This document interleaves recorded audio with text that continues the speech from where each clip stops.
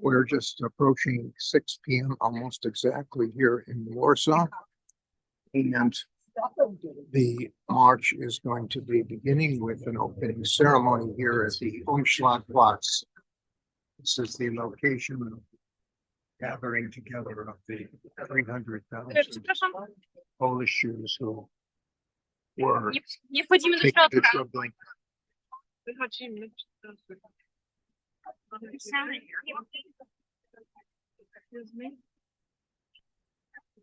Be careful for your left elbow.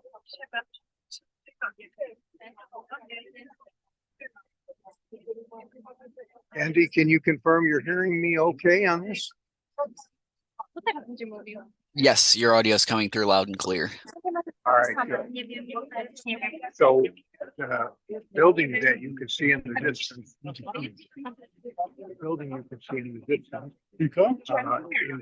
an original building that stood here. There are very few original buildings from this time. And this is the spot.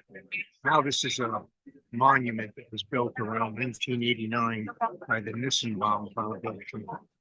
Another building which remains there in the distance is a former school, a Jewish school, which became the Gestapo headquarters. The first person speaking will be Żych Jewish History Institute Director Michał Trębacz, and the next person will be Marian Tursky. Marian Tursky. Yes.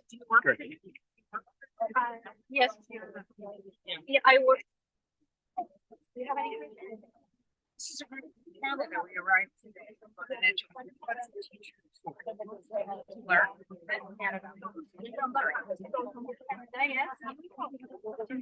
yeah, and the translator.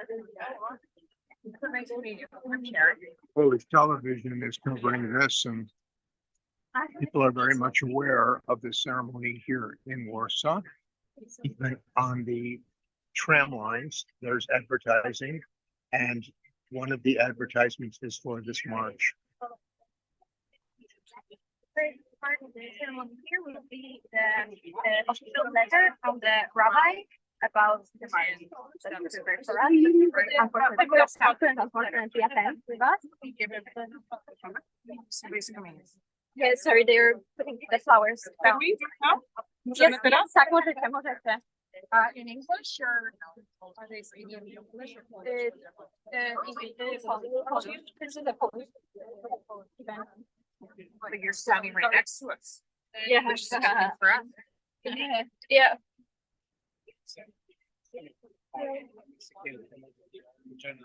You might be able to see on the monument wall, these are all first names. Okay, we have all First the names Polish brochures. that were typical You Jewish know, names in the ghetto. Polish and it's the Polish and English. Polish English, yeah. Okay, then can you?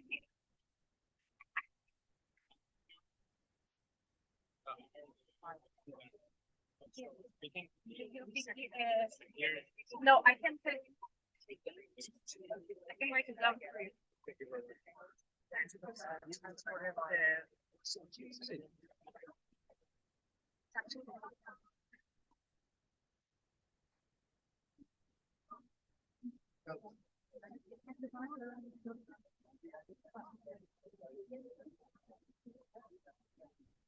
Umschlagplatz was put here because there was a rail spur that went from here approximately 500 meters, maybe a bit more, to the rail station. It's still there today, Gdansk Station.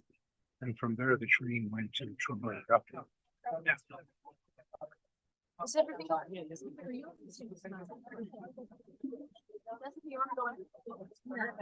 The ghetto held as probably even more than 400,000 at some point. Those were not only Jews from Warsaw, but from surrounding places, and also Unfortunately, no. and also Jews who were brought here from other cities in Europe.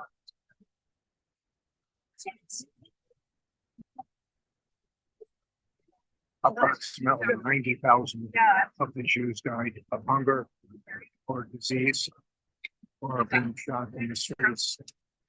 the great vast majority were taken from here. And that operation, which is sometimes called the Great Axia, Great Action, began on July 22nd, 1942, 82 years ago. Today's July 22nd, of course, but in that year, it was coincidentally the religious fast day of the 9th of Av. We can also see the Israeli ambassador standing amongst the dignitaries there.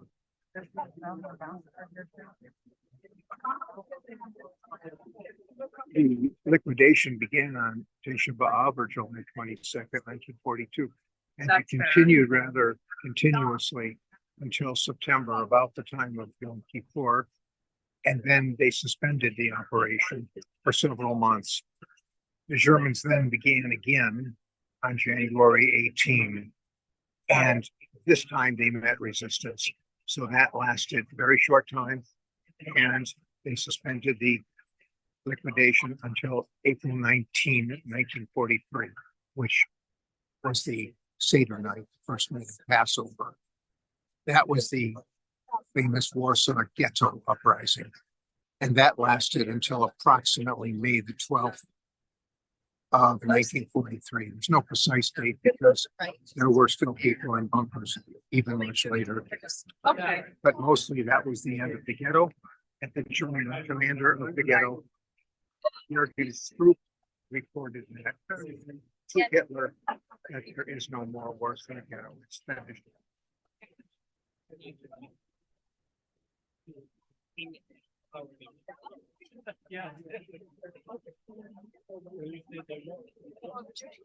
The crowd that's gathered here is made up of local people, some Jewish, some not.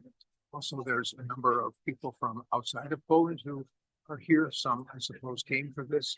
Maybe others were here as tourists. You're good, Sherry. Thank you. As you can hear in the background, there are people speaking various languages. Ceremonies are beginning.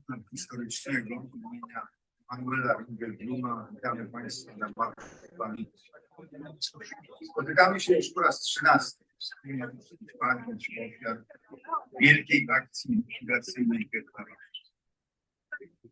22 lipca 1942 roku Niemcy rozpoczęli likwidację warszawskiego. Znajdujemy się przy chodniku. To stąd wyruszały transporty, zabierając codziennie 5 tysięcy osób do obozu zagłady w Trypolsce. W ciągu 2 miesięcy do 21 września 1942 roku Niemcy zamordowali blisko 300 000 Żydów i Żydów. Większość z nich stanowiły osoby religijne. To stąd wyruszały transporty, zabierając codziennie 5-6 tysięcy.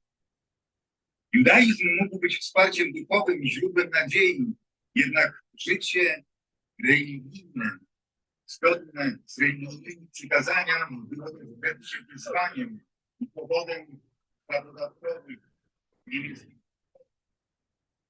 Tegoroczny marsz pamięci poświęcamy rabinom getta warszawskiego. Przyglądamy się 5 wyjątkowym postaciom, których życiorysy, poglądy i postawa wobec zagłady różniły się.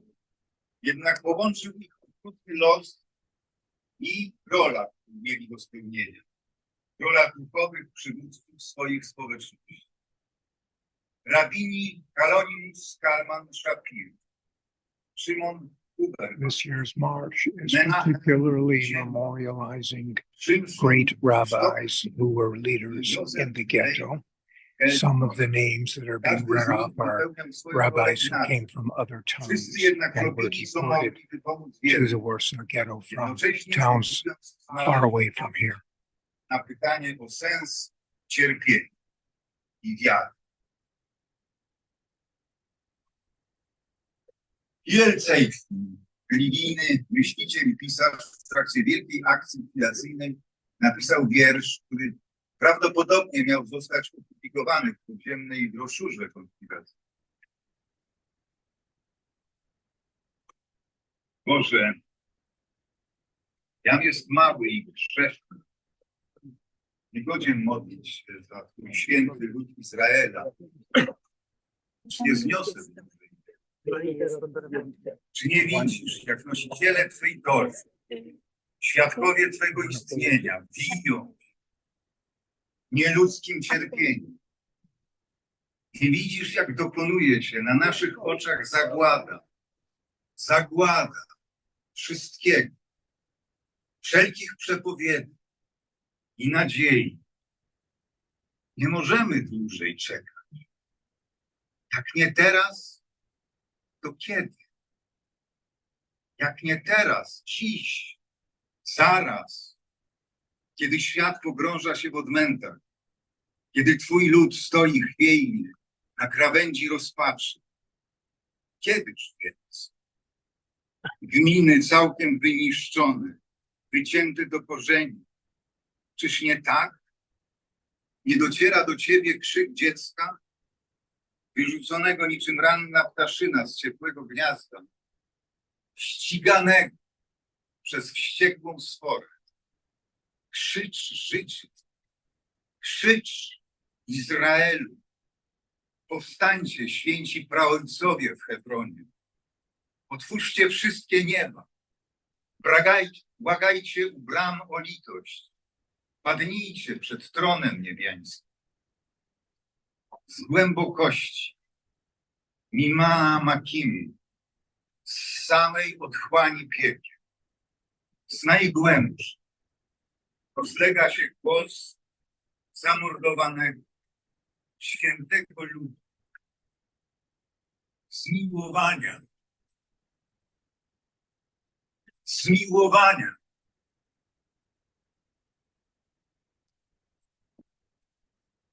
Poproszę teraz o zabranie głosu dyrektora żydowskiego Instytutu Historycznego, doktora Michała Trębacza.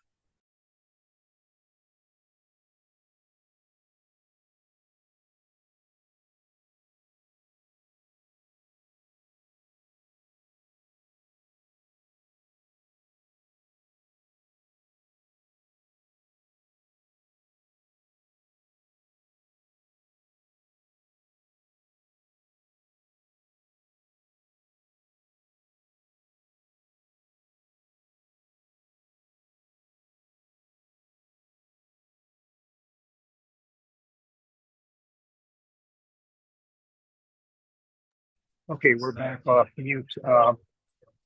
This,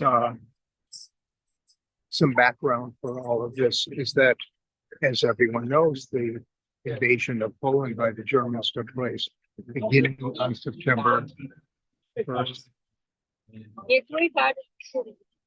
On September 1st, 1939, and Warsaw fell several weeks later.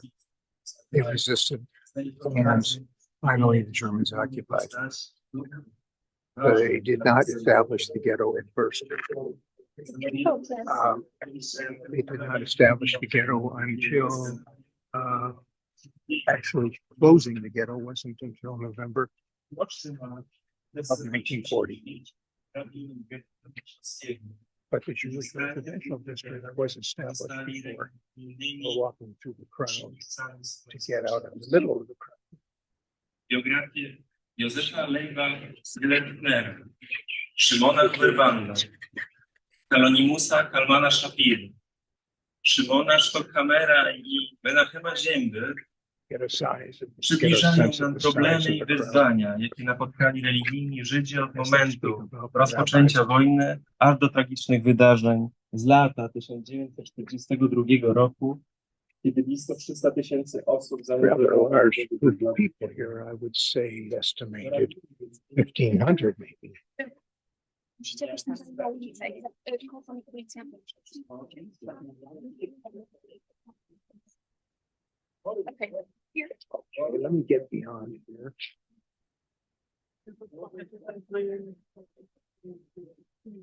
This building here is one that remains. Just as it stands here today, it stood next to the Umschlagplatz. And there is a monument, I'll get closer to that, Tablitza, signifying what it was. At one point it was used as a hospital.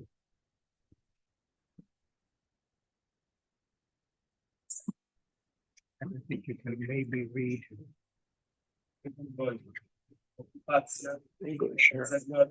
It's reflecting badly, so it's hard to read. But this is memorializing the Warsaw uprising of August 1944, which will be observing the 80th anniversary next week on Thursday, August 1st, 1944. That was the Warsaw uprising. Now I'll go down the street a little bit.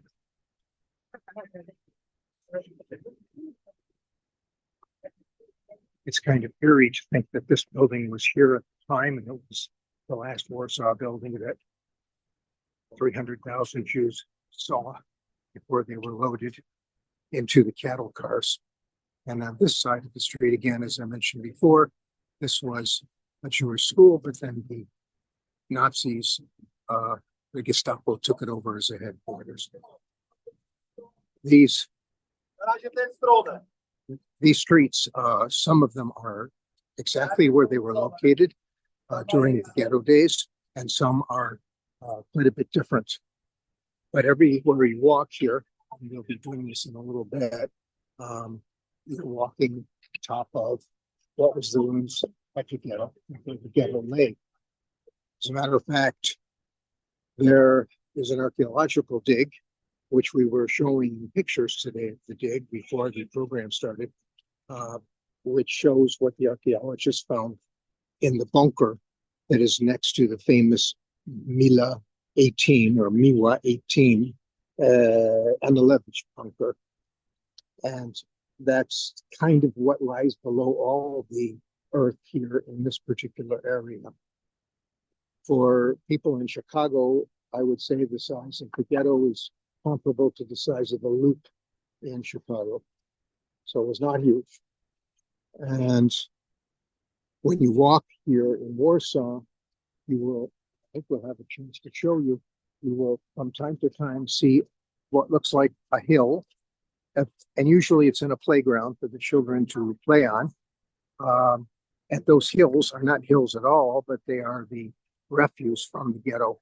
There were tens of thousands of railway cars that took away the rubble of the ruins of the ghetto from Warsaw. But there still was a lot that remained. So there's many places where they would use that rubble to create some landscape features. I will now try to walk us over to the other side. I'd like to walk around the Umschlagplatz and show where the marker is on the ground. If we can get out into the street a little bit, walk around the crowd. You think we can do that? I think you can, yeah, we can walk on the Let's street try with the that, like police. where the woman is walking. So we're going to go past the ambulance and the police authorities who are directing the traffic.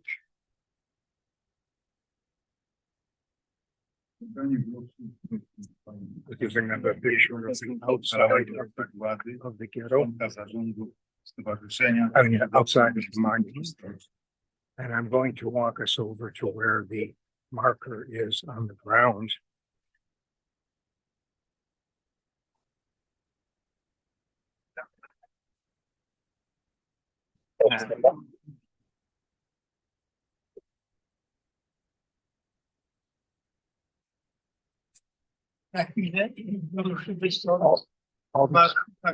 All these other buildings you see are post-war buildings that were built here. There's very, very few buildings left that existed at the time of the war. Something like 85, maybe more percent of Warsaw was wiped out and wiped off the face of the earth as the Germans responded to the Warsaw uprising in 1944. The Russian army was on the other side of the Wisła River and did not interfere. Some people say that's because Stalin wanted all of this to be destroyed. Here, under a former mayor, also interested in these things, was erected these markers on the ground showing where the gate, not the gate, but the border of the ghetto was located. And you can see what you can read it. It says, this is the gate of the ghetto, 1940, ghetto wall, 1943, fort, 1940. And then over here on the monument here, you can see a map of the ghetto and an explanation of what it's about. And then there are even more monuments throughout the whole area where the ghetto was. If you look in the distance, you can see a building, and I'm pointing it out because that building is approximately at the southern end of the ghetto. You can see it's not that far. We're at the northern tip of the ghetto right now. And in this direction, it goes over another, I don't know, 6 blocks would be the best way to describe it. This whole area is called Miranov. It wasn't always like this, that it was so recognized. After the Russian occupation, which lasted basically through 1989, the Polish people were able to assert themselves and tell the true history of what happened here, rather than a socialist narrative created in Moscow. And so since then, all kinds of things have been happening dealing with history.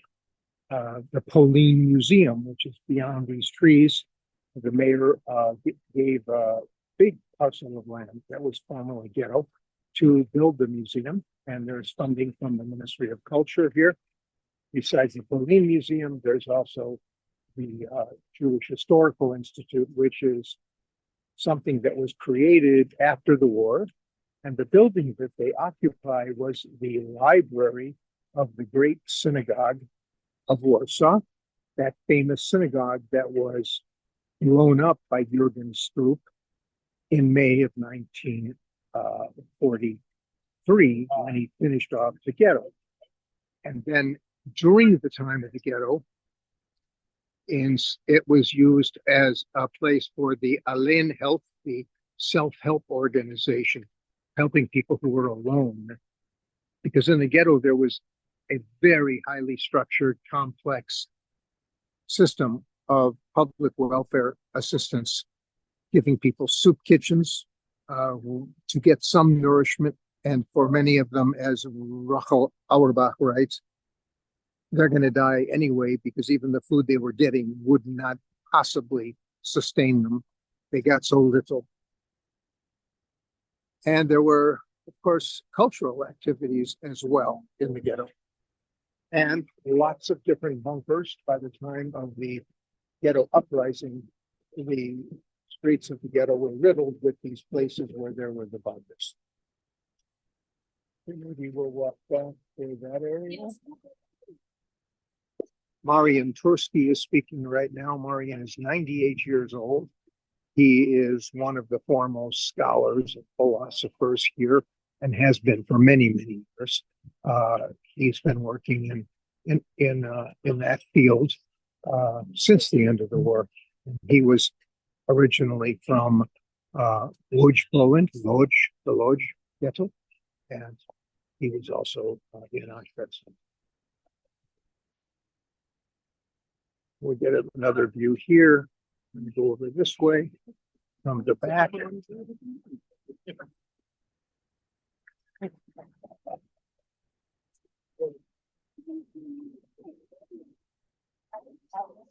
What we'll do, I'll give you a little more narration, but at some point, I hope they'll begin the march and then we can walk along a little bit. I don't think the program today will go much more than another 15 minutes because really there's not much more we can do than what we're doing. In the meantime, if people have any questions, I hope that the chat function is open. Or yeah, it is. So please feel free to enter into chat anything that you would like to add to what I've been saying or any questions you'd like to ask. I guess you can do that chat, and you can also do that with the Q&A. There haven't been any questions yet, but please feel free to use that function.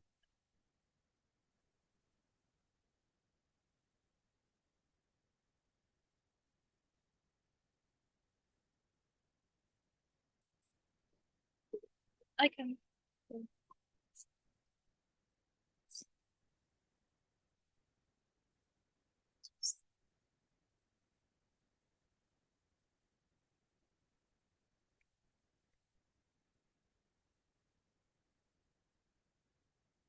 Can I ask you?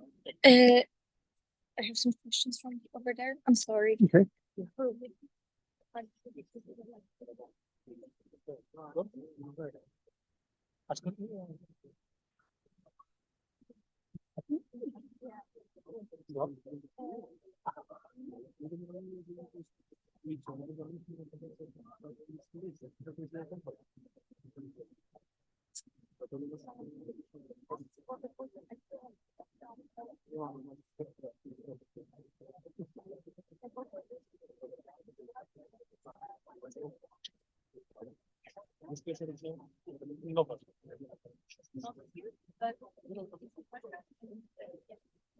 commercials are all over the city.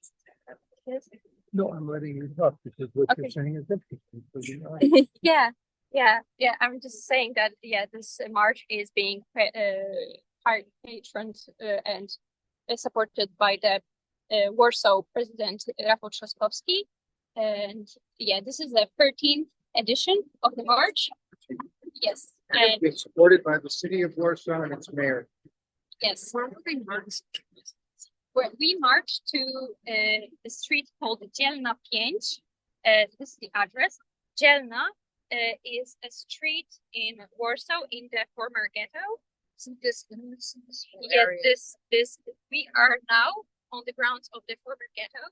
This district is called Muranów, and in Muranów, there are walls of the ghetto here. Also at Umschlagplatz, it was a place where the transports to the camps were happening.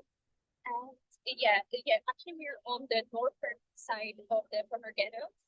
And we are marching to Dzielna 5 because one of our collaborators is Galeria Hos, who prepared the monument for us, where we will be putting those ribbons on it. And those ribbons are with names of the people who were the victims of the liquidation of the Warsaw Ghetto. Because on the 22nd of July 1942, there was this massive, it was decided to start the liquidation of the Warsaw Ghetto, because each of the ghettos had different dates of liquidation. This is when it started happening. So it was on this day 82 years ago. And obviously you don't have enough ribbons for there's select people's names. Yes, this is select people's names. We don't have all the ribbons for all the people. Actually, it's not that easy to address how many people actually died. And there are some information, but also the thing is, because the history of the Warsaw Ghetto is that the liquidation action started on the 22nd of July, but next year in 1943 there was a ghetto uprising, and during the ghetto uprising everyone in the ghetto knew that it's already the end, and they knew that they either get sent into the concentration and death camps, or they die with dignity. So that's why. That's Moses and Levitt. Yes. And Anilevich. Anilevich, yes. And Mordechai, I mean, Levich. And and they decided to, they wanted to end their lives with dignity. So that's why they started the uprising. Some of the people escaped and were able to survive the uprising, but most of them didn't. The ghetto, in the end, got burned. And then after that, on the 1st September of 1944, there was also a Warsaw uprising against the Germans, against the That Nazis. was a Polish. The typical Polish uprising, but actually the thing is the result of this uprising was the complete destruction of the whole city. So the Nazis decided that the punishment for the uprising is to put the city to the ground, burn the city to the ground. 90% of the city was burned. Yes, yes. Actually, when we compare it to nowadays, it's less than 90% because Warsaw have grown in size after the war, and largely there is quite a few new districts to Warsaw.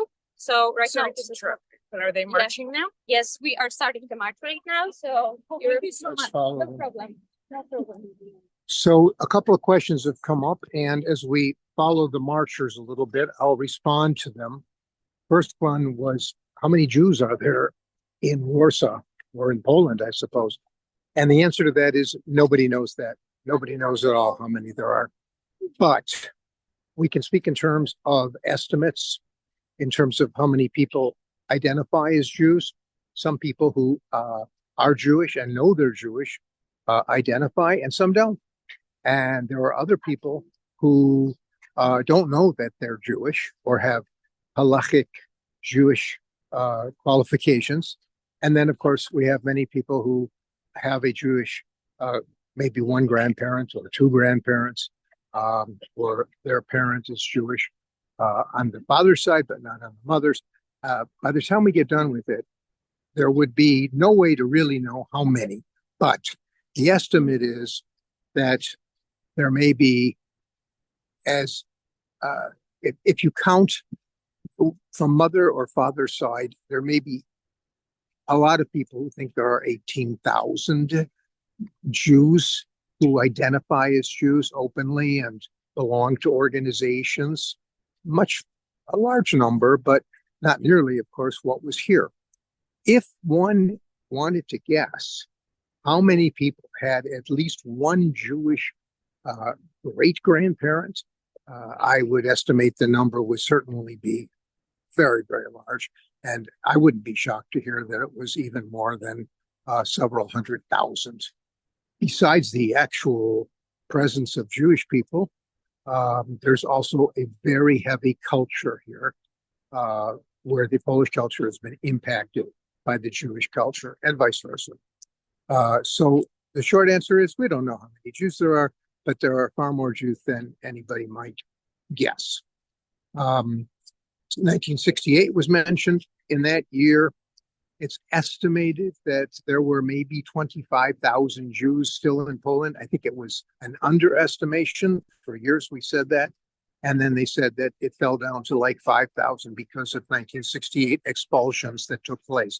I don't think those numbers are reliable anymore. Back in those days, people really didn't appreciate how many Jews were around. And not meant as a joke, I must say that I rarely meet somebody who doesn't have some kind of Jewish connection, sometimes by blood and sometimes just by relationships. This place definitely retains a constant presence of Jewish culture, Jewish history, a lot of the foods, the language, it's very much here. And then there was a question about how the Jews responded when the final liquidation took place. Well, first of all, I don't think they really understood that it was a final liquidation. At least the men on the street may not have known, but they did know that there was a lot of violence. But it was Adam Cherniakov, who was the head of the Judenrat, who was told by the Gestapo that he must turn over the Jews and participate in the expulsion to Treblinka and the mass murder. And rather than comply, finally, he killed himself, Adam Cherniakov. And then the roundups took place. But remember, even before that happened, even back in April 1941, a year before that happened, there were roundups of numbers of people.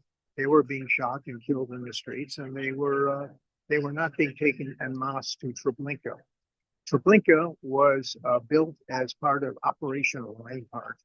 Operation Reinhardt, you'll remember, is the operation that was devised by the Germans in the 1C conference in Berlin on January 20th, 1942, leading German intellectuals, officials in the Nazi Party, generals gathered together, and they planned what they would do with getting rid of all the Jews. And they built 5 death camps. Helmno was the first one. It was actually began operation December 6, 1941, the day before Pearl Harbor. Its purpose was to kill the Jews who were the so-called, by the Germans, useless eaters. And they expelled Jews from many of the towns around Łódź, Poland, Łódź, and from Łódź itself. And they were killed using very primitive means of exhaust pipes from trucks. Many Jews died at that first camp, Helmno. But Treblinka, Belzec, and Sobibor, those 3 were built specifically for Operation Reinhardt. And they started operating in the summer of 1942. And they continued into 43. And in August 2nd, 1942, there was a revolt at Treblinka. And not long after, Treblinka was closed down. And there was similarly at Sobibor, there was a revolt on October 14th, 1943. And in addition, they had finished their work, mass murder and the expulsion of the Jews. And they weren't finished with all the Jews of Europe. Then in 1943, in November especially, there was mass killings. By the time we got to November 43, outside of Hungary, most of the Jews who were going to be killed were already killed. And it was in April of 1944 that the expulsion of the Jews of Hungary began. And out of about 800,000, 400,000 in a matter of weeks were sent to their deaths in the gas chambers in Auschwitz before that was stopped. And until the Germans had invaded in March, the Jews still suffered greatly. There were forced labor of Jewish males, but not mass murder. And so by the time we get to finishing off the German Jewry, that's about all of the Jews that were going to be killed were killed. And let me take a look at some other questions. Is there anti-Semitism? And yeah, thank you for mentioning Dorothy about the meaning on the bags. And I must say, is there anti-Semitism in Poland is a question that one is asked quite often. And I don't think that I could possibly discuss that walking in the street holding an iPhone on the crowd because it takes a lot. But let me say in summary that it's my belief after being here for 32 years and talking and working with people that what you have in Poland, as in any country that's very large with a huge rural population, you still have a lot of xenophobic attitudes, and that some of the attitudes towards Jews is not unlike attitudes toward other people who are not Slavic, who are not Polish, who are not Catholic. In terms of people's attitudes, there are people that don't like Jews, that's for sure.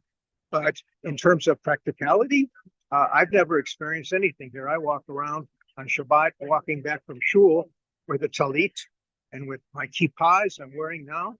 I don't get any reaction to that, and neither do most anybody that I've talked to, maybe in the exception, somebody who is a alcoholic or somebody who's on the fringe might have something to say, but normal people, it's not like that, and it hasn't been like that for quite a while.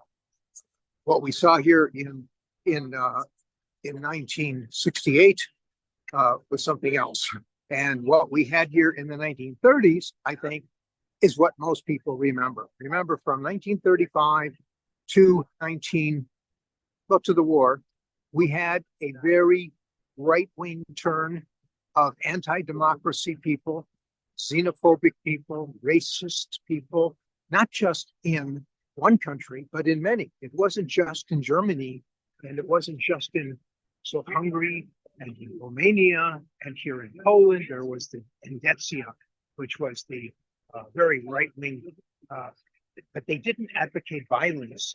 They advocated expulsion. They even provided support and training for pioneers to move to Israel. In a sense, and somebody wrote a book about this, they were kind of the first Zionists, the ones who wanted to kick the Jews out of Poland. But that kind of attitude is from a long time ago, and I don't encounter that myself, nor do I know anybody who tells me that they encounter that.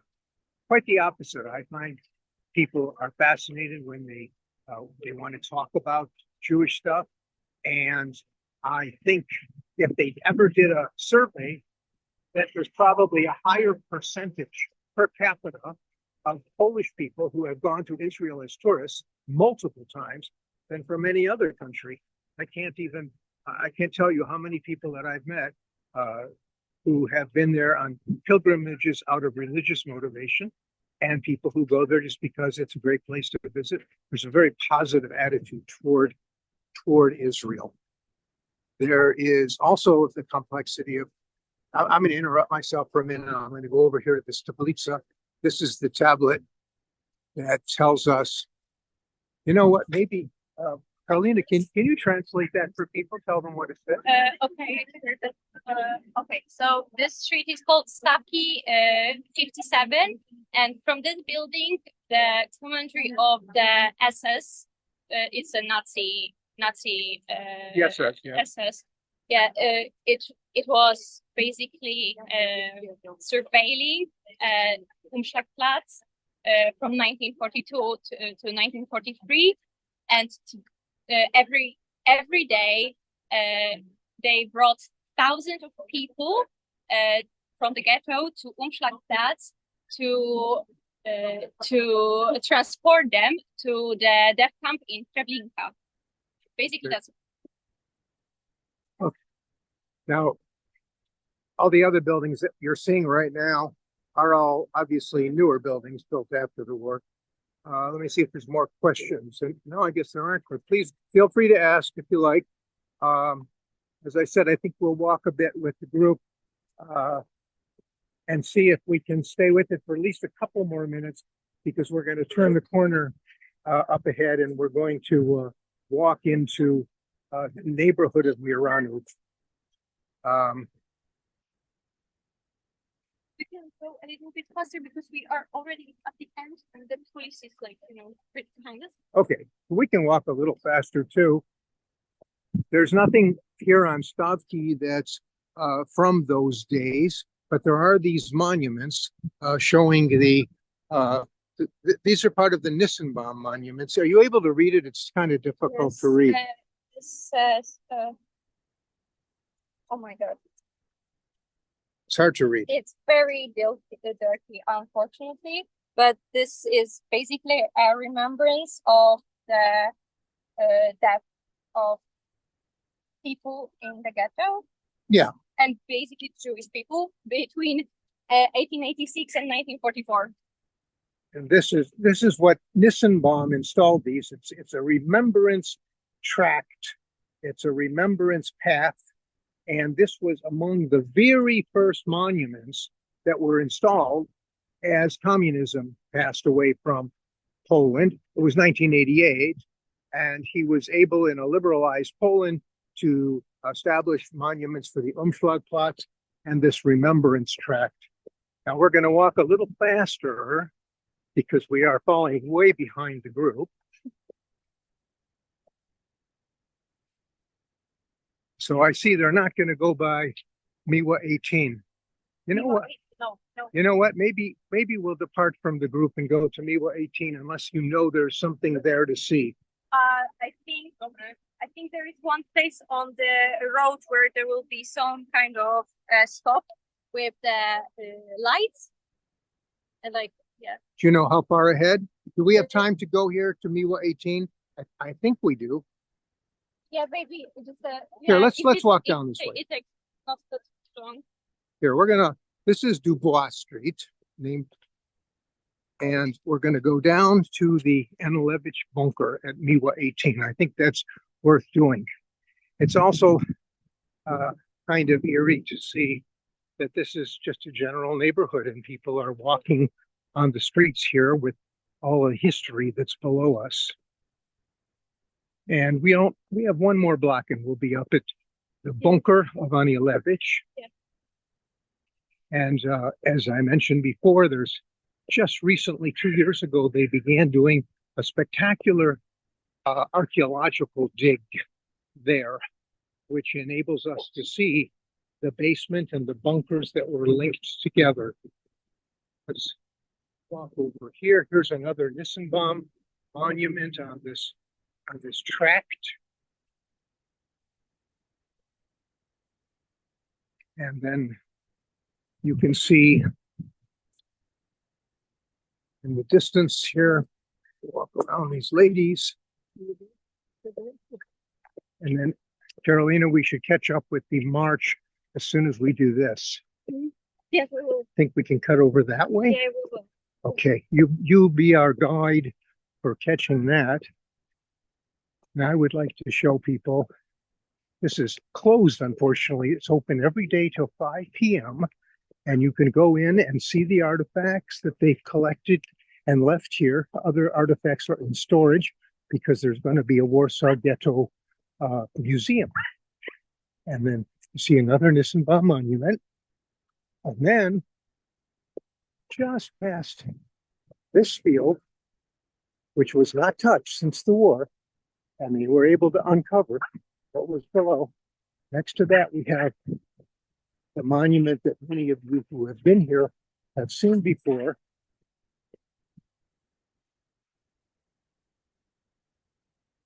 And this is Miwa 18. Fictionalized a bit in Leon Uris's book of many, many years ago. And they planted this here as symbol of what was below, the bunkers below. And if you look at the height, of that hill, that's all rubble. That's how high the rubble was that covered everywhere here. Whole buildings had collapsed, of course, were blown up. And that was left as a symbol of how much refuse there was. And as I mentioned earlier, there were thousands, tens of thousands of cattle cars that took the crushed remnants of the ghetto and took it out to other places to dump, and some was left here. Okay, now can you lead us back? We will be going through, the march is going through Nalewki Street. So Oh, to Nalewki, so that's, I think so. Yeah, so we can go there. okay.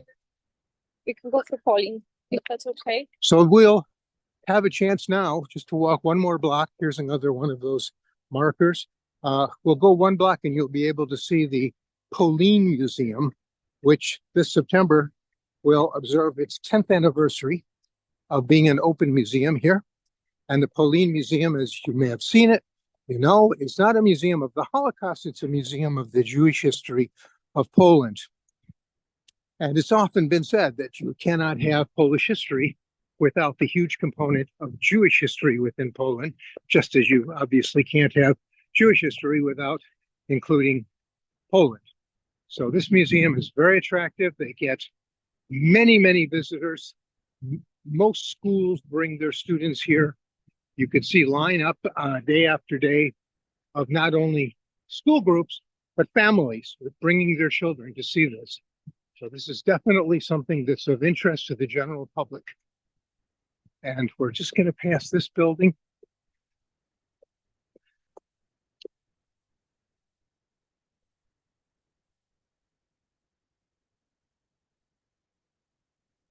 And we aren't here. You can see a bit of the museum building behind the trees. Maybe we'll see it a bit better later. And then the famous Rappaport monument, the ghetto monument. Okay, which way do we need to go? Because they go through Andersa and then they go to... That's a very long walk. Yeah. There's such a Nalewki behind the Yes. arsenal. That's a really long walk. Yeah. We're not going to be able to do that with them because that'll take quite a long time to do.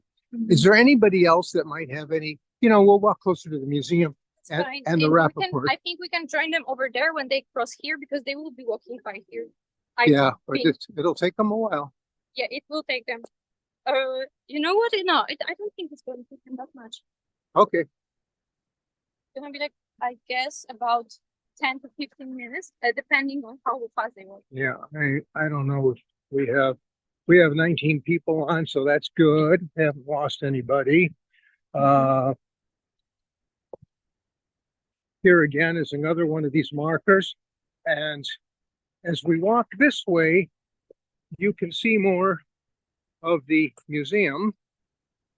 But what you will find most interesting, I think, if you haven't seen it in person, and I suspect many of the people watching have been here, ahead of us is the famous Rappaport Monument, which was created and unveiled 5 years after the ghetto uprising in 1948. And there's even extant film of those ceremonies. Let's see, another question has come through. What about the relationship with the truth? Both the many Poles who helped and supported Jews and the greater number who did the opposite. Well, that's a very good question. And obviously, you know what you're talking about. There is a real struggle. Intellectuals who are open have talked a lot about the complexities and the good and the bad. And people like Jan Grabowski recently published in English his book On Duty, which talked about the blue police, the police of the Polish police. There's obviously, there was a large number of people who were responsible for the deaths of Jews who were Polish. And there were some, but not enough, who saved Jews. But the story is obviously complex, and Yad Vashem very early on recognized the righteous among the nations that needed to be recognized in each country. And in Poland, of course, is the largest number of those honorees, in large part because it was the country that had the most Jews and the most opportunity to help people. But it also needs to be remembered that Poland, unlike the other countries, many other countries, did not have a government. The other countries were occupied, but they had their governments. Hungary or Romania later in the war, but in France, obviously, the Vichy government was cooperative. And even in the north, which was occupied, there was infrastructure from the locals, as well as in other countries. I was just about to say about the Netherlands, which is, we're all influenced by the story of Anne Frank, but in truth, in the Netherlands, there was probably the largest amount of killing per capita and cooperation, and the strongest, maybe the strongest Nazi party outside of Germany itself. So yes, it's complex, and one should read. I think the books tell the truth. There are people here who would rather not talk about the bad side, but it is what it is. And here, this is the Rappaport Monument. There is a miniature, not a miniature, but a smaller size reproduction of this in Jerusalem at Yad Vashem. And they say that the granite used here was brought here by Germans in anticipation of building a monument to Adolf Hitler, and that it was used for this. I don't know if that's apocryphal or if that's factual, but this monument has been the center. And I remember when I came here first over 30 years ago, this was just a big open grass area with this monument here, and there was a little street that went through here. And now it was very nicely juxtaposed to the museum itself. And you can see these menorahs here and here. These are always lit up at certain special occasions, like on April 19th. And people should know that on April 19th, the anniversary of the Warsaw Ghetto Uprising, the entire city stands still and the sirens go off, the entire city, and church bells are rung. There is no other country that I'm aware of that, other than Israel, that is so involved with Jewish subject matter, nor that has as much infrastructure devoted to the relationship between the Polish nation and the Jewish nation. Here they have a Jewish advisor for the president, a Jewish advisor for the prime minister. They have an ambassador to the Jewish diaspora. You cannot possibly get a newspaper here, but there is the big ones like Jespos Berlin every day. Jews, and often I've met people who learned about Isaac Bashevis Singer and Jewish culture as a slave reading from high school. So I think what is known to people who are here and who have visited here is that there is far more involvement with Jewish culture, Jewish history, and identification with the Jews than I think you will find anywhere else. Let's see if there's any other questions. There's another one in the chat. Yes, 25% of the righteous among the nations were Polish. That's right. And, you know, they're very strict about giving out those awards. Now, there's an institute here called the Pilecki Institute, which has gone to the trouble of commemorating righteous Poles who were killed because they were saving Jews. And one of the more famous endeavors is a museum in starts with an M in southern Poland. It's not Maków, but the Ulm family museum. And the Ulm family was murdered by the Germans because they were hiding Jews. But of course, the reason that they were caught is because other Poles turned in these Poles. And sometimes when Polish people who were not Jewish did bad things, and there were bad things that happened to Jews because of them, it had more to do with their own self-interest than it did to trying to specifically kill Jews. But people were doing things that would, in many cases, would help them survive. And there were, of course, different attitudes toward Jews, not being quite Polish and being alien. And as I used the word before, I think xenophobia covers a lot of that. Any other questions? I'm sure they're not going to get here right away. And I don't. think it's important. Yes, Also, please. I think also it's important to say that the Jewish population in Poland always lived in Jewish districts. So it was pretty much isolated from the rest of the city. And they had their own districts with their own shops, places of theirs. Yes, I think that's a good point. I think in terms of population, we might mention that before the war, there were 10% of the whole population here was Jewish, 10%, which is a huge percentage, obviously. But that doesn't really tell the story, because in the cities, the percentage was often as much as 1/3, even up to 50%. In Białystok, it was even more than 50%. So the big cities, Warsaw, Łódź, Vilna, Lvov, these kinds of places. Kraków, I was going to leave that for the end because that was only 26%. Yes. But it wasn't only the percentages, but in the occupations, merchants, people who were in the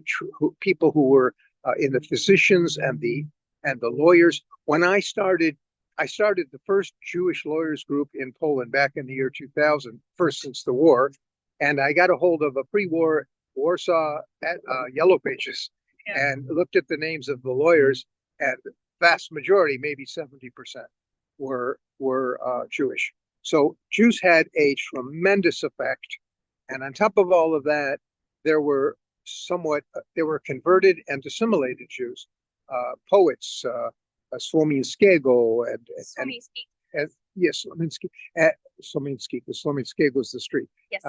And many others, Julian Tuvim.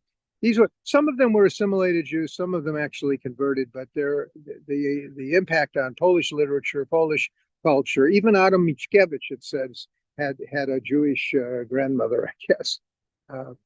Yeah, so let's see if we have any other questions here. We're down to 15 people. The police is already their police are already so here. The march will be here soon. Well, let's walk over that way and see. They're joining here because they'll be crossing from Nalewki to Zamenhof, so street, and Zamenhof is this one. Okay, so where are they going to go exactly here? They will be going further down to Zamenhof and then to Dzielna. Okay. So it's almost the end. Yeah, so I think we won't follow them all the way. Let's walk over here to this monument. Oh, I wanted to show the sewer monument. Yeah, it's here.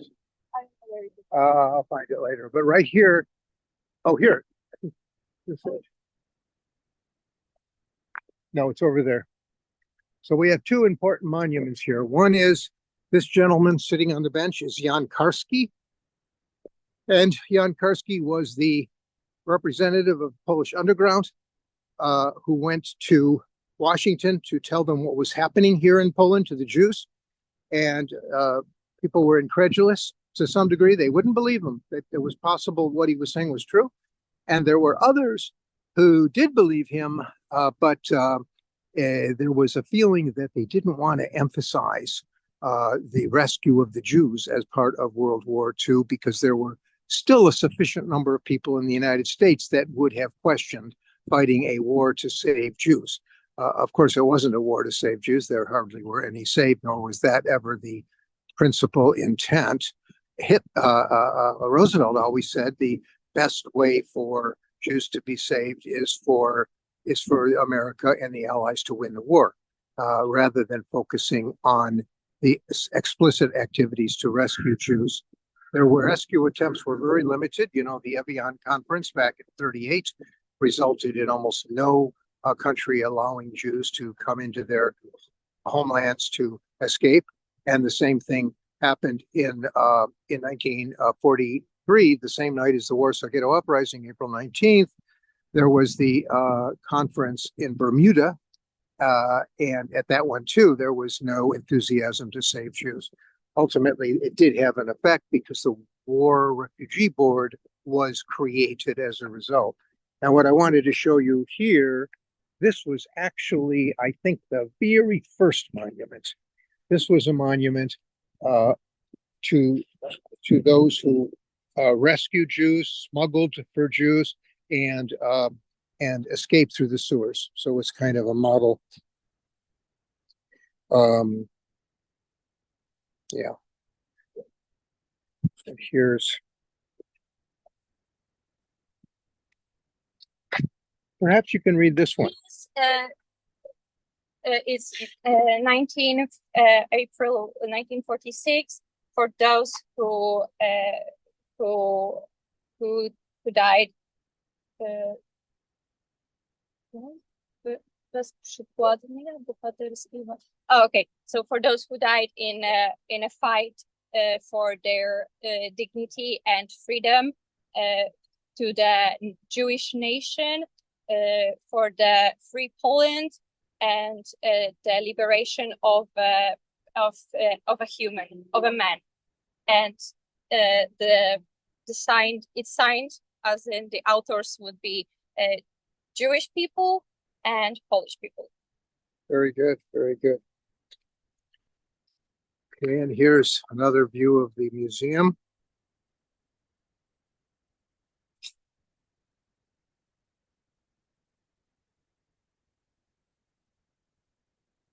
There. Okay, they're coming here. Oh, good. Okay, let's see. We did well here.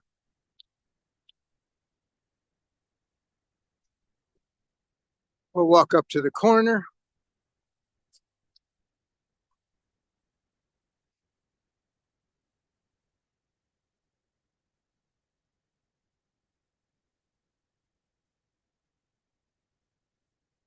I appreciate everybody's patience as we do this. It's kind of awkward and we don't have a perfect system by any means.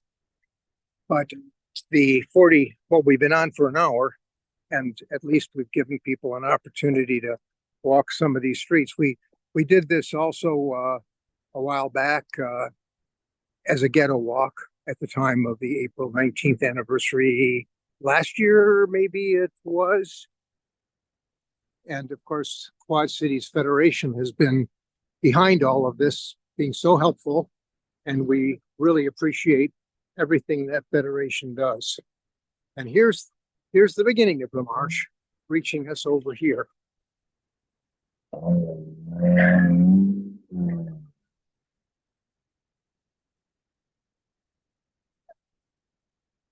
Okay.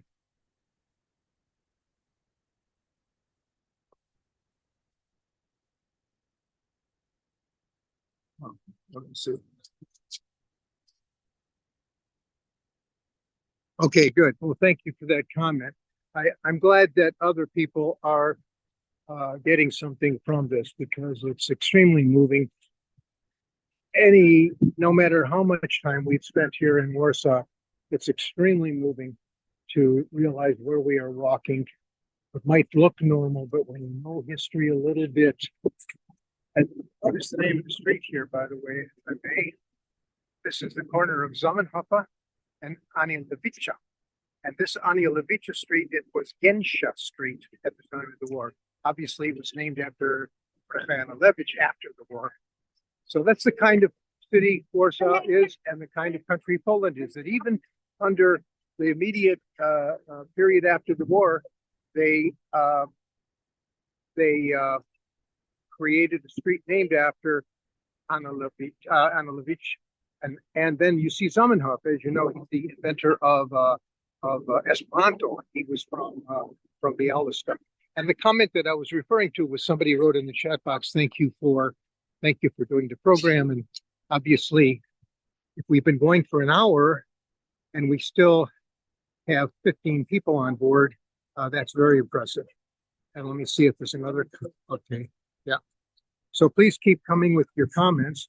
I think it's also interesting to note how many people here look to me like they are, just normal Polish neighbors and officials from government.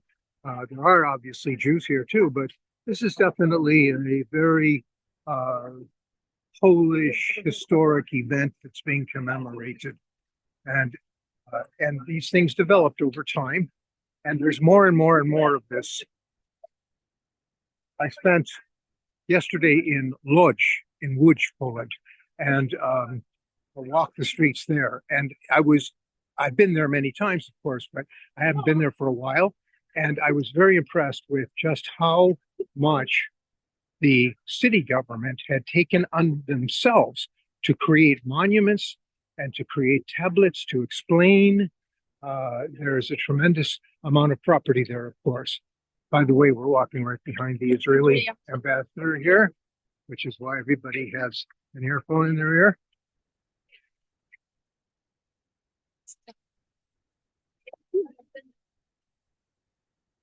I don't know how many people who are on this particular program have had an opportunity to be here, but this is like, I could say, kind of a normal day in Warsaw. That people are very much aware, of course, of the war here. Unlike other places, here every few meters there's a sign of something that happened during the war. Usually because of the uprising in 1944. The AK was the underground, the Army Krajowa, and there was another underground called the Army Ludowa. The Army Ludowa was generally associated with the left-wing socialists, and Army Krajowa was the home army. And many units of the Army Krajowa had very bad relationship with Jews, even some responsible for killing Jews. And there's still a lot of controversy over how little help the Jews got, although there was some here in the ghetto. By the way, I guess I could add, as we're walking, there's also controversy among Jews as to whether right-wing elements or Hashomer Hatzair, left-wing elements did more or less than others. There's a book called Flags Over the Ghetto that has been criticized roundly because it tries to explain a higher and greater role for the revisionist movement in the uprising than other historians think is accurate. So we have lots of controversies concerning that event, but it's on everybody's mind. Here, it's a good example. You see the kind of the hill, you can see the elevation. That's not natural. That's refuse from the ghetto that was planted there and then covered with grass.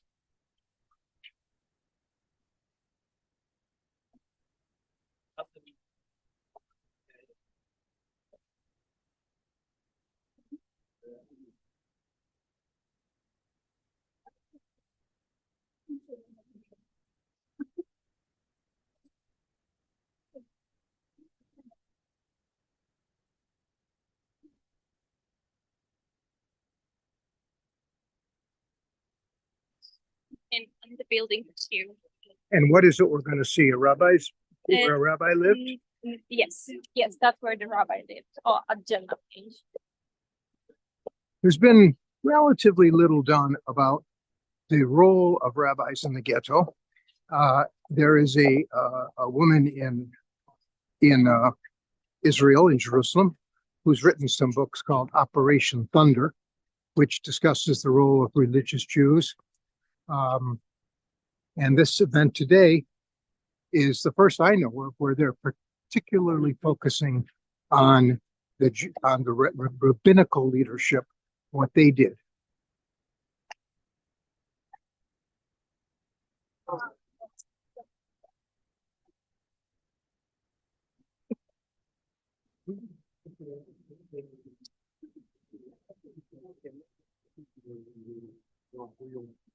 I wish I knew who was walking with the ambassador. I'm wondering if that's the German ambassador.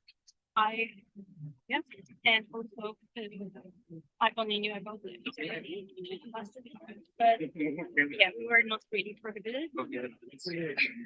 I suspect it is.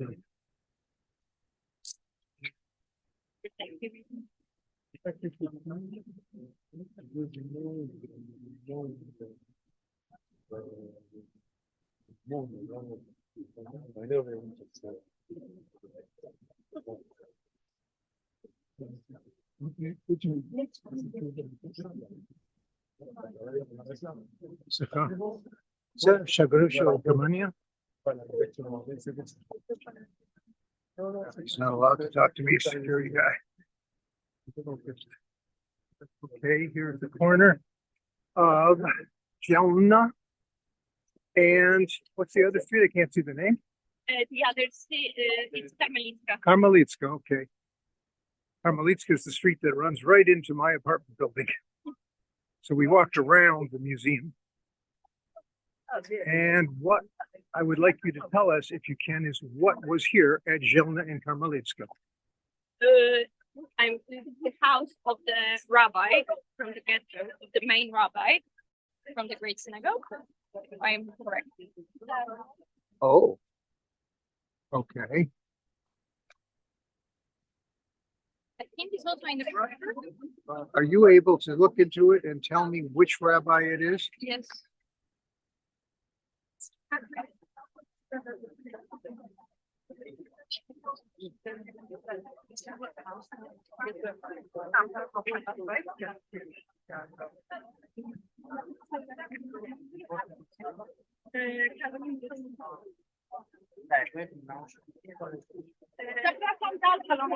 Yeah, I thought it was going. Yeah, very good.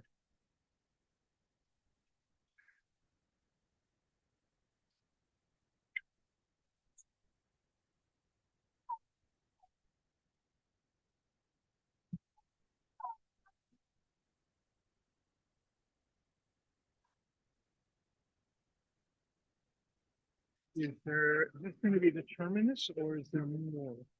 What monument? Yeah, I was going to more, or is this? No, this is the end. This Okay, is the, okay, good. the last. Good, so it's worthwhile staying on.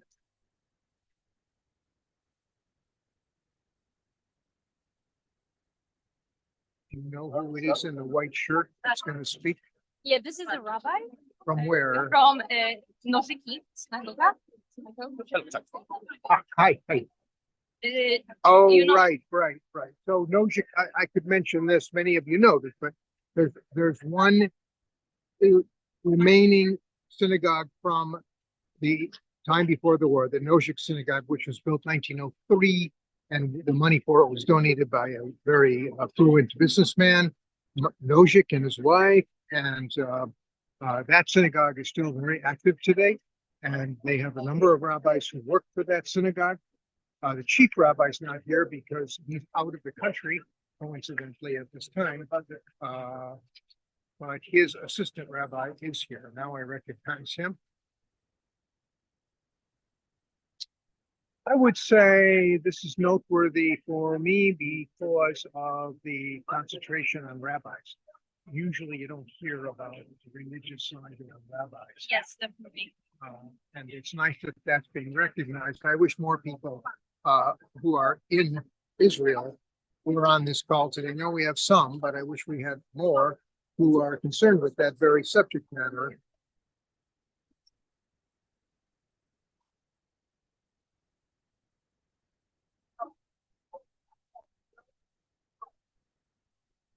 I think it's wrong. I think it's over. I bet you there's 2,000 people there. Probably, yeah.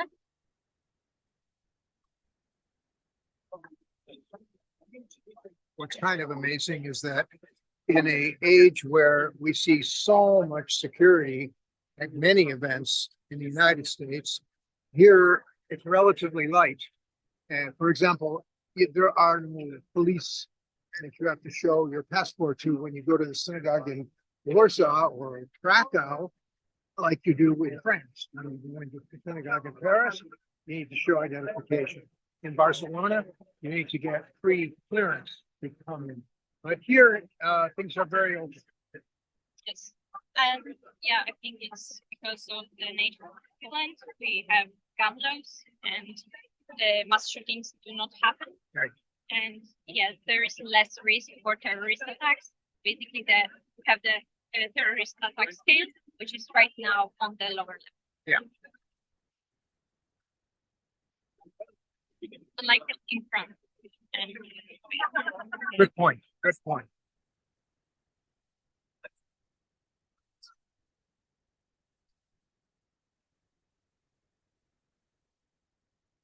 Well, let's take one last look around here. I don't think it's going to be worthwhile to listen to the speeches because they're going to be in Polish. Yes, but also there will be a song sung by the rabbi, Oh, the psalm, and some others. I know there will be free, I think, but it's gonna be the end. Like,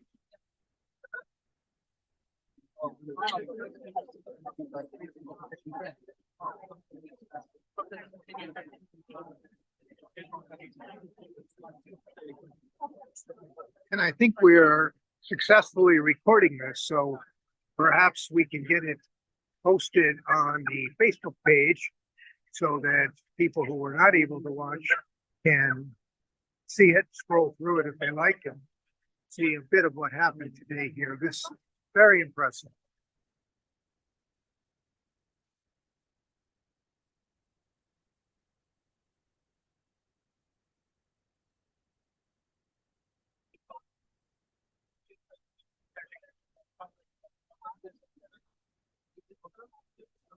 All these buildings were built in the 1950s after they started clearing rubble.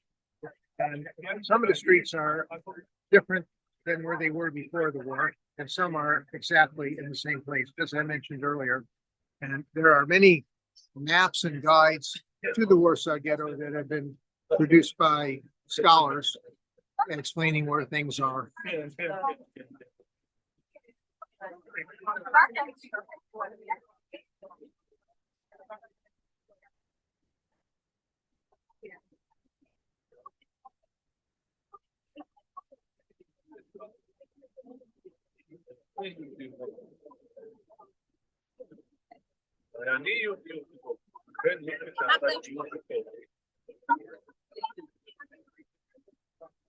We had hoped to interview a few different people, but the crowd is so large, it's hard to identify them. We were supposed to interview the head of the Warsaw Ghetto Museum and the head of the Foundation for Preservation of Jewish Heritage in Poland.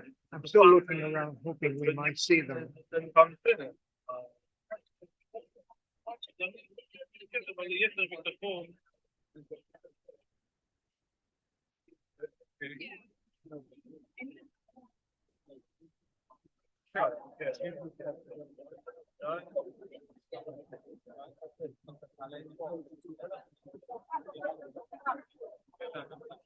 I wish they would start. yeah, I think it should. Szanowni Państwo, poproszę o chwilę uwagi. Znajdujemy się u zbiegu ulic Dzielnej i Karmelickiej. To tutaj pod numerem 5 w warszawskim getcie żył i nauczał rabin Kalonimus Kalman Shapiro. Nieopodal, przy Karmelickiej 15 mieszkał Menachem Zięba, przed wojną urzędowy rabin Warszawy. Przy Zamenhofa 19 mieszkał rabin Szymon Huberbank, bliski współpracownik Emanuela Ringelbluma, członek grupy Onek Szabat.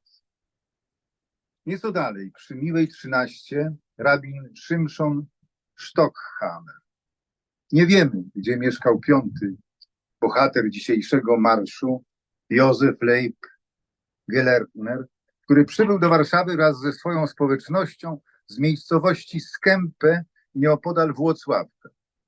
Natomiast wiemy, że aktywnie wspierał przesiedleńców i uchodźców, którzy trafili do warszawskiego getta. Żaden z nich nie przeżył wojny. 18 lipca 1942 roku, 4 dni przed rozpoczęciem masowych deportacji, przypadał szabat Chazon, nazywany czarnym, czyli szabat poprzedzający Tisza B'Av, święto, podczas którego wspomina się zburzenie świątyni jerozolimskiej, jedną z największych tragedii w historii żydowskiej. Tego dnia rabin Kalonimus Kalman Shapiro wygłosił swoje ostatnie kazanie. Kiedy studiowaliśmy słowa proroków i słowa błogosławionych naszych mędrców o nieszczęściach, zburzenia świątyni, sądziliśmy, że mamy jakieś pojęcie o tych udrękach. Czasem nawet nad nimi płakaliśmy. Teraz widzimy, że słuchać o nieszczęściach i oglądać je na własne oczy, a tym bardziej ich doświadczać. Niechaj miłosierny nas uchroni. To przepastna różnica. Do tego stopnia, że nawet w najmniejszym stopniu nie da się ich porównać. Dlatego spośród różnych sposobów, w jakie proroctwa dotyczące nieszczęść Izraela objawiane były prorokom, czy to wypowiadane słowa i boski głos, który słyszeli z niebios, czy też w innych formach prorokowania, najcięższym ze wszystkich było dla nich to, gdy ukazywano im naocznie i realnie wizję nieszczęść i cierpień. Oto niewola w Egipcie, a także wszystkie inne wygnania i cierpienia były dla dobra ludu Izraela. Dlatego Bóg powiedział: napatrzyłem się na niedolę ludu mojego. Co znaczy, ponieważ widziałem na własne oczy, znam tylko jego ból. Nie pamiętam o pożytku płynącym z jego bólu. Znam jedynie ból. Ból, który oni odczuwają. Jednakże w niebiosach także widzą już cierpienia Izraela. Dlatego Bóg powiada: znam cierpienia Jego. To znaczy Jego ból, a nie pożytek, jaki z niego wyniknie. I dzięki temu szykują zbawienie w znaczeniu: otwórz oczy i spójrz na nasze spustoszenia, na miasto, które jest nazwane Twoim imieniem. A zatem haftara ta rozpoczyna się od najcięższego z widzeń, a kończy się zbawieniem. Syjon będzie odkupiony przez sąd, a ci, którzy się nawrócą, przez sprawiedliwość.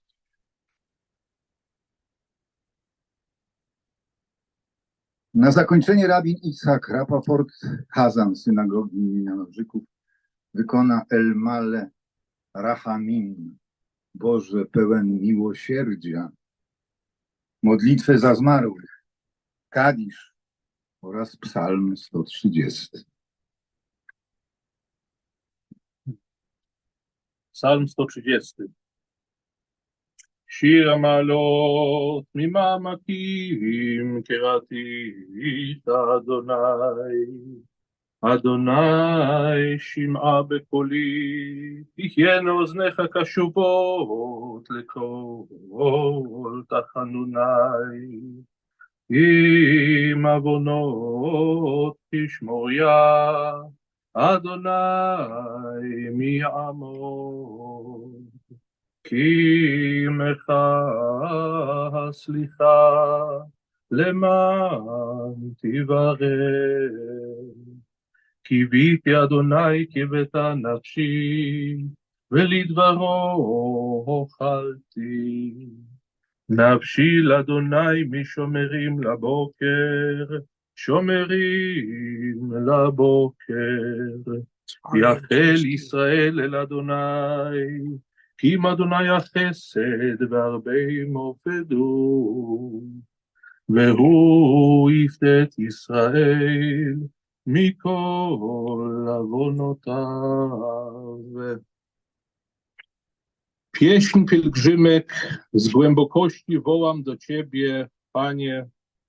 Panie, wysłuchaj głosu mojego, nakłoń uszu swych na głos błagania mego. Jeżeli będziesz zważał na winy, Panie, Panie, któż się stoi? Lecz u Ciebie jest opuszczenie, aby się Ciebie bano. Panu pokładam nadzieję, dusza moja żyje nadzieją, oczekuję słowa Jego. Dusza moja oczekuje Pana, bardziej tęskni niż stróże poranku, bardziej niż stróże poranku. Izraelu, oczekuj Pana, gdyż u Pana jest łaska i odkupienie, u Niego jest obfite.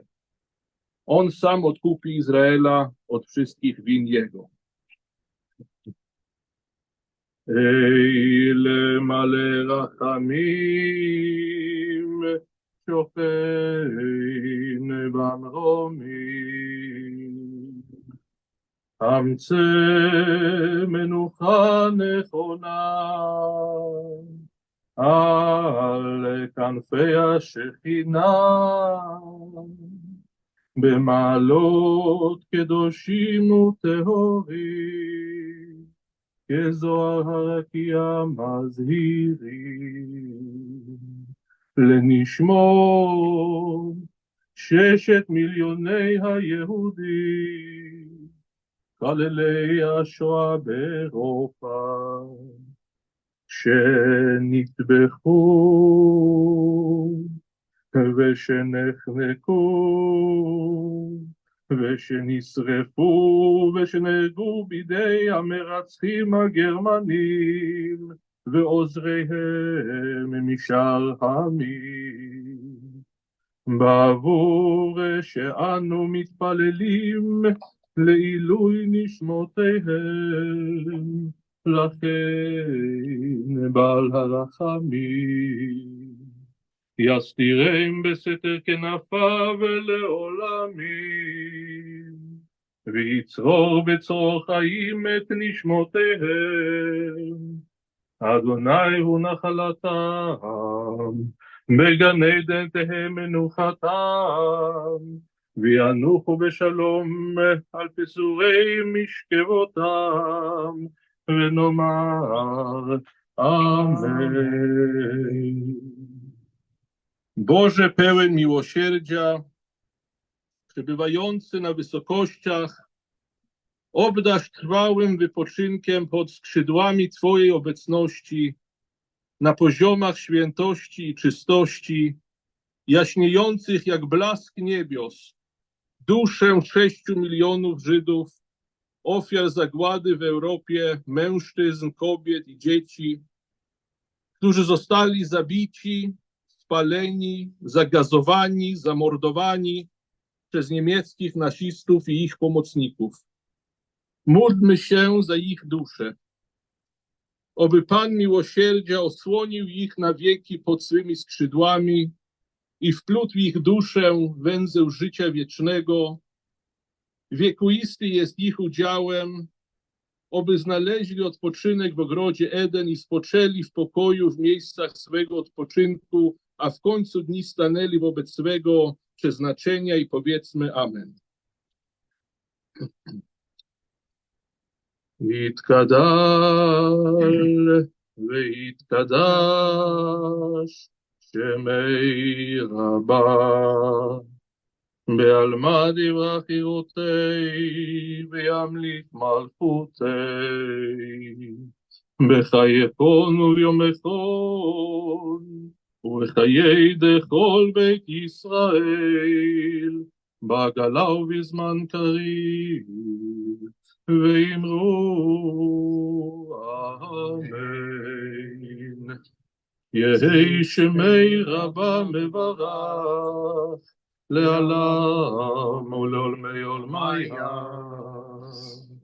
יתברך וישתבח ויתפאר ויתרומם ויתנשא ויתהדר ויתעלה ויתהלל שמי דקודשה בריחו לילה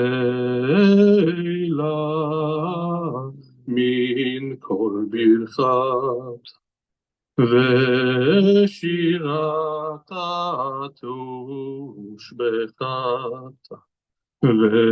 ונחמת עדה אמירן בעלמא ואמרו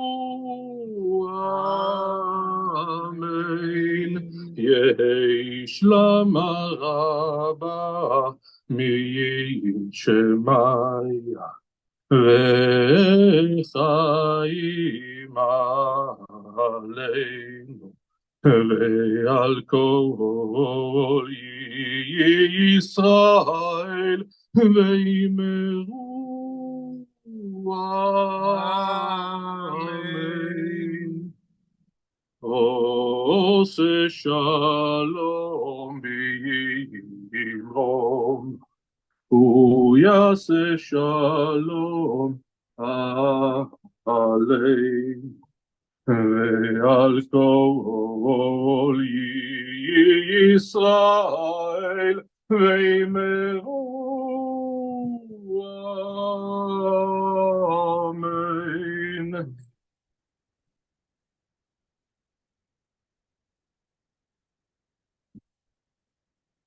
Kończymy 13. Marsz Pamięci. Bardzo dziękujemy za obecność każdemu i każdej z Państwa. Zapraszamy także do ponownego odwiedzenia rzeźby Spotkanie, która będzie stała przy Dzielnej 5 aż do 21 września, a także do udziału w wydarzeniach towarzyszących. Pierwsze z nich spotkanie z Norbertem Delmanem, który opowie o swej pracy nad instalacją towarzyszącą marszowi, odbędzie się już w najbliższą niedzielę. Zapraszamy również do Żydowskiego Instytutu Historycznego na Tłomackiej 3/5. Bardzo dziękujemy wszystkim za tak liczne przybycie. Dziękujemy.